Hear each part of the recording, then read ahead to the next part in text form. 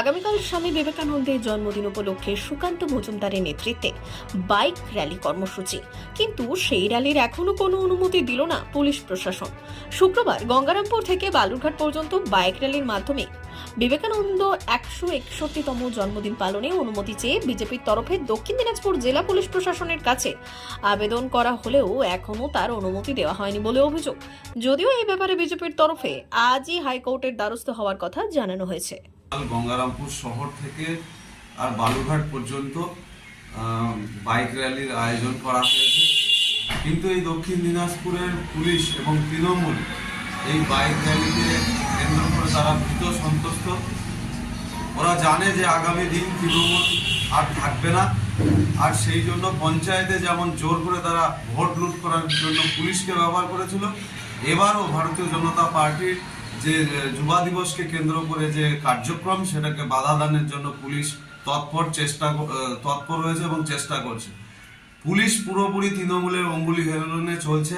আমরা দেখেছি যে একাধিক জায়গায় তৃণমূল আর বাইক মিছিল করে, সেই সময় পুলিশ প্রশাসন কোথায় থাকে?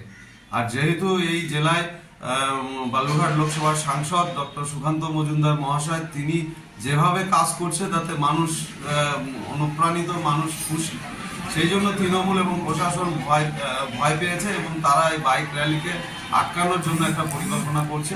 আমরাও আগামীকাল ভারতীয় জনতা যুব মোর্চার উদ্যোগে বাইক র্যালি করব এবং গঙ্গারামপুর থেকে বালুরঘাট পর্যন্ত আর বাইক র্যালি হবে।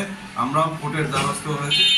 বাইক র্যালি কালকে আগামীকাল সকলের অংশগ্রহণে আমরা আশা রাখছি। বিবেকানন্দের জন্মদিন মানুষের আবেগ আছে, পশ্চিমবাংলার মানুষের আবেগ আছে। তারা যে কোনো উপায়ে স্বামী বিবেকানন্দের জন্মদিন পালন করবে, সেটা চেয়েও বড় কথা প্রশাসন যদি মনে করে এমন কোনো কাজ করলে সাধারণ মানুষের অসুবিধা হবে, প্রশাসনের অসুবিধা হবে, সাধারণ মানুষের দুর্ভোগ হবে, তার পরিপ্রেক্ষিতে প্রশাসন অনুমতি দিয়েছেন কি দেয়নি সে ব্যাপারটা প্রশাসনই বুঝবে, কারণ ওখানে কোনো রাজনৈতিক দলের হস্তক্ষেপের ব্যাপার নেই। সর্বোপরি তারা তো কথায় কথায় হাইকোর্ট যান, তারা যেতে পারেন। হাইকোর্ট কী অর্ডার দিচ্ছে সেটা মানুষ দেখবে। আর বালুরঘাটে যদি বাইক র্যালি করতে হয়, আপনারা জানেন যে বালুরঘাট ছোট্ট শহর, গ্রাম্য শহর, রাস্তা বেশি চওড়া নয়, এমনিতেই টোটো প্লাস গাড়ি এবং অন্যান্য যানবাহন চলাচলের খুব সংকীর্ণ হয়। গঙ্গারামপুর থেকে বালুরঘাট অবধি শহর, গঙ্গারামপুর শহর এবং বালুরঘাট শহর, এই দুই শহরের যে কনজাস্টেড সেটা মানুষের পক্ষে এমনি কষ্টকর চলাফেরায়, বিশেষ করে একটু বয়স্ক যারা হয়েছে। সেই অবস্থায় প্রশাসন সঠিক যদি সিদ্ধান্ত নিয়ে থাকেন, সঠিক সিদ্ধান্ত নিয়েছেন। আমি মনে করি এইভাবে মানুষকে বিভ্রান্ত করা কোনো রাজনৈতিক দলের কর্মসূচি হতে পারে না।